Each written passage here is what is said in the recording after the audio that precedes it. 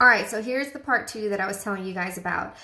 When it comes to, you feeling like I can afford the mortgage, I pay rent that high. So one of the things that people don't realize is we have debt to income.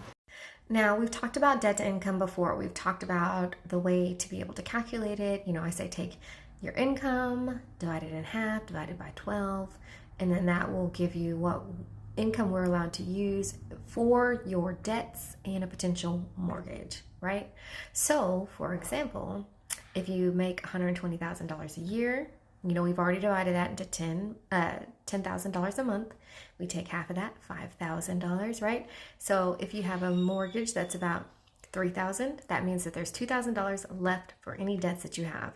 So if you have a car note, that's $700, or you have two cars, $1,400, and then you have, student loans, and you have credit cards. Those are all coming from that amount.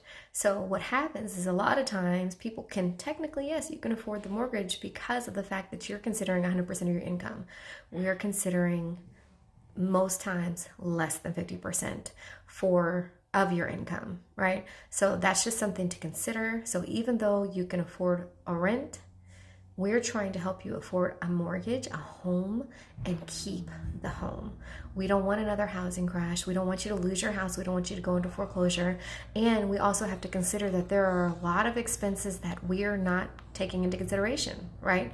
So if you have childcare, we're not considering that. If you have car insurance, we're not considering that. We're only looking at the things that are reporting on your credit and a new potential mortgage. So that other 50% is used for everything else. Your vacations, your gym membership, because I know you'll be trying to work it out, trying to stay fine, you know what I mean? So that's just something to think about.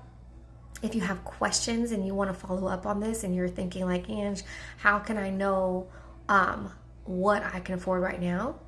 What type of purchase price I can afford right now, I can give you that information. If you say, hey, Angela, how do I know, like, if I want to get up to a certain price point, what would I need to do? I can help you. So just hit me up, let me know, and we can kind of walk through it, okay?